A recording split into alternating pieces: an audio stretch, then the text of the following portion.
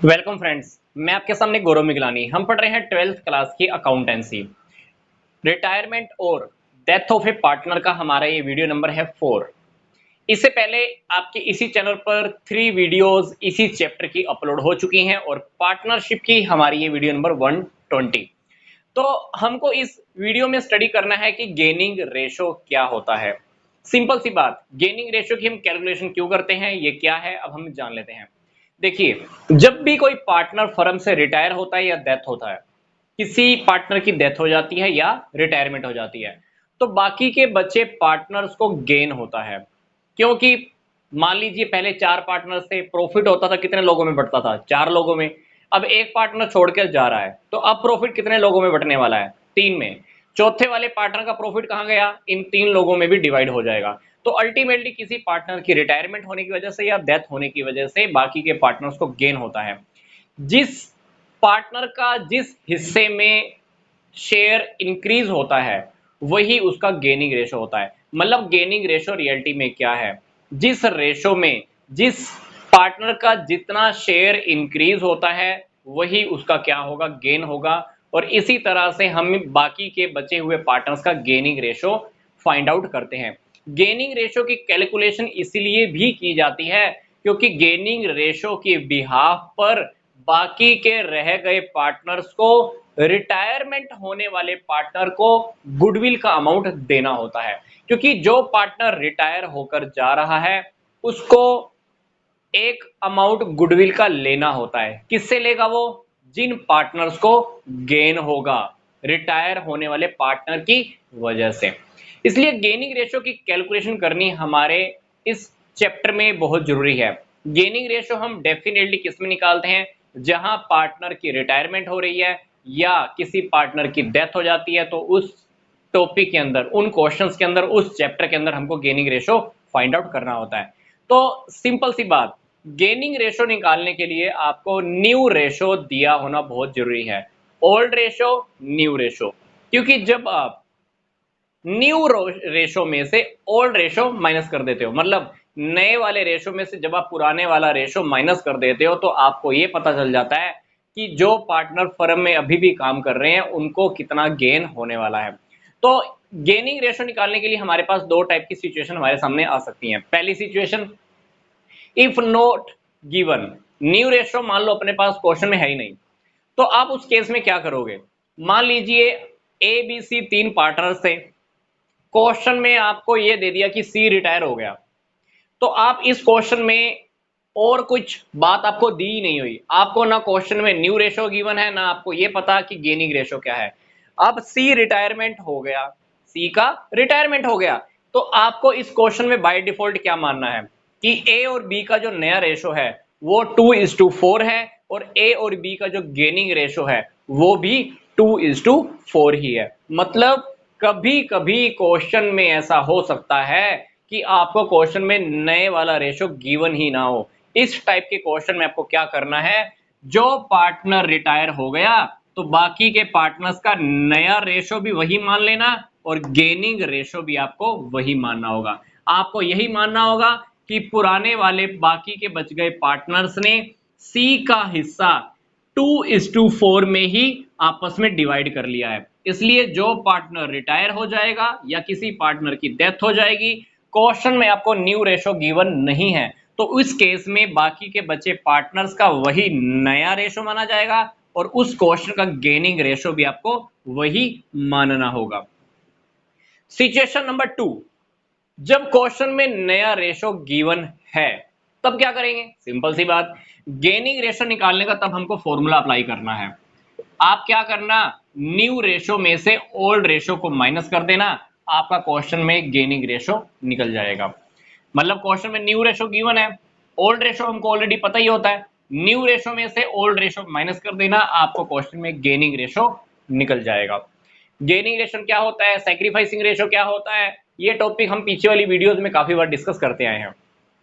इस चैप्टर के अंदर अब हमको स्ट्रेट फॉरवर्ड सीधे सीधे क्वेश्चंस के साथ डील करना है, ठीक है। तो अब हम गेनिंग रेशो फाइंड आउट करने के लिए पहला क्वेश्चन सोल्व करना सीख लेते हैं। A B C 3 partner, 4 3 2, B firm से रिटायर हो गया, ए और सी ने डिसाइड किया कि हमारा जो नया रेशो होगा वो 5:4 होगा। इस क्वेश्चन में आपको क्या निकालना है, मान लो गेनिंग रेशो निकालना है। गेनिंग रेशो निकालने के लिए क्या करोगे आप, किसका गेनिंग रेशो निकालना है, ए और सी का।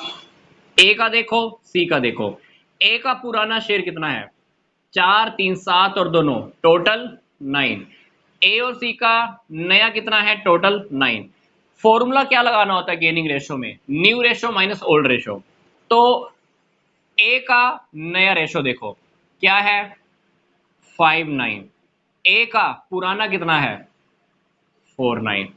इसी तरह से सी का नया देखो 4 9, सी का पुराना 2 9। तो ये 1 9 और ये 2 9। तो इस क्वेश्चन में क्या हुआ, ए और सी ने 1:2 के अंदर क्या किया है, गेन किया है। गेनिंग रेशो निकाला, न्यू रेशो ए का, पुराना रेशो ए का, सी का नया रेशो, सी का पुराना रेशो। तो ए और सी ने कौन से रेशो में सेक्रीफाइस किया है, 1:2 में सेक्रीफाइस किया है। ठीक है, अब हम इस क्वेश्चन की सिचुएशन को देखते हैं। ए बी सी डी का पुराना रेशो है 1/3 1/6 1/3 1/6। सी फर्म से रिटायर हो गया। ए बी और डी ने डिसाइड किया कि हमारा फ्यूचर में जो शेयर होने वाला है वो क्या होने वाला है, इक्वल होने वाला है। इक्वल का क्या मतलब है, 1 1 1। हम ये कह सकते हैं ना 1/3 1/3 और 1/3। आपको इस क्वेश्चन में भी क्या निकालना है, गेनिंग रेशो निकालना है। गेनिंग रेशो निकालने के लिए फॉर्मूला क्या होता है, new ratio minus old ratio. तो सबसे पहले आप ए का चेक करो, ए का नया रेशो 1/3, बी का भी लिख लो नया, सी का भी नया यही है 1/3।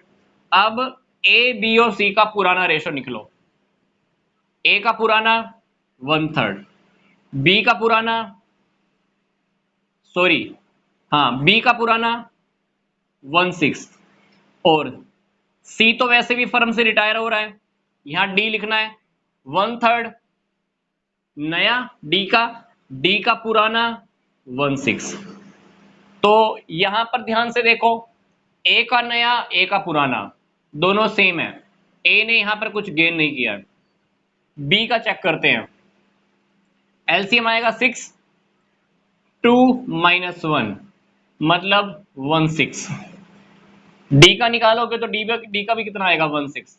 इसका मतलब है कि बी और डी को गेन हुआ है, बी और डी को गेन हुआ है कौन से रेशो में, 1:1 के अंदर, जबकि ए ने कुछ गेन नहीं किया है। तो क्या हुआ यहां पर, ए का कुछ नहीं है, बी और डी का गेनिंग रेशो आ गया 1:1।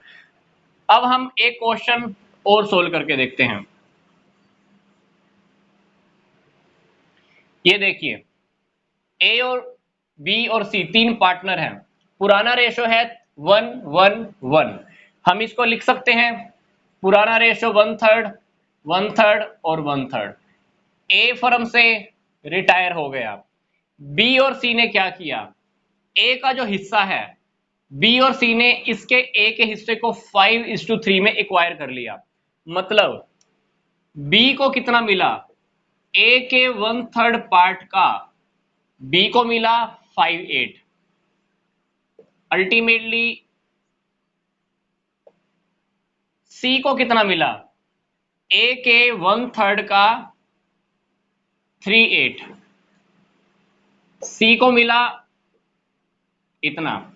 अब बी का ऑलरेडी भी तो रखा हुआ था ना, बी का ऑलरेडी कितना था 1/3 प्लस ए से कितना मिला 524, सी का ऑलरेडी था 1/3 प्लस सी को ए से कितना मिला 324। तो यहां पे क्या करना है, बस एक एलसीएम लेके इसको सिचुएशन को हमने सोल्व करना है। 24 8 प्लस 5 13 24, यहां पे भी सोल्व कर लेना। 8 प्लस 3 11 24, ये सी का नया, ये ए का नया, सॉरी बी का नया। तो बी का नया 13 24, सी का नया 11 24। तो ए और सी का आप रखोगे तो ए और सी का जो नया रेशो आएगा वो क्या आएगा, 13:11। क्वेश्चन को ध्यान से देखो, ए फर्म से रिटायर हुआ, ए के इस पार्ट को बी और सी ने 5:3 में डिवाइड कर लिया, बी को ए के इस पार्ट का कितना मिलेगा, 5/8, 524। बी ने गेन किया है किससे, ए से, बी का ऑलरेडी भी तो रखा हुआ था 1/3, ए से गेन हुआ इतना, बी का टोटल इतना हो गया। सी का ए से मिला 3/8, सी ने ए से गेन किया, अल्टीमेटली सी का पुराना था ही सही 1/3, ए से भी ले लिया, तो अल्टीमेटली क्या आ गया, ये न्यू रेशो आ गया। तो इस क्वेश्चन के अंदर हमारे पास आ गया न्यू रेशो, ये है हमारे पास ओल्ड रेशो। अगर मैं आपको कहूं कि इस क्वेश्चन के अंदर गेनिंग रेशो क्या है, तो गेनिंग रेशो आपका यही आने वाला है 5:3, क्योंकि ए को रिटायरमेंट देने के बाद बी और सी ने क्या किया, ए का जो 1/3 पार्ट था कौन से हिस्से में डिवाइड किया है, 5:3 में। तो अल्टीमेटली जो बी और सी को जो गेन होगा वो कौन से रेशो में होगा, 5:3 में ही होगा। अदरवाइज अगर आप इस क्वेश्चन में new ratio minus old ratio करके देखोगे तो आपको गेनिंग रेशो जो मिलने वाला है वो 5:3 ही मिलने वाला है।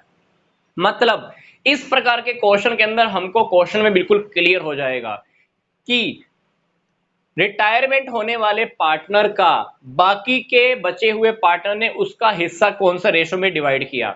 इस क्वेश्चन में भी ऐसा ही था, बी और सी ने बोला कि हम ए के हिस्से को 5:3 में डिवाइड कर रहे हैं, तो अल्टीमेटली इस क्वेश्चन में जो गेनिंग रेशो आएगा वो 5:3 ही आने वाला है।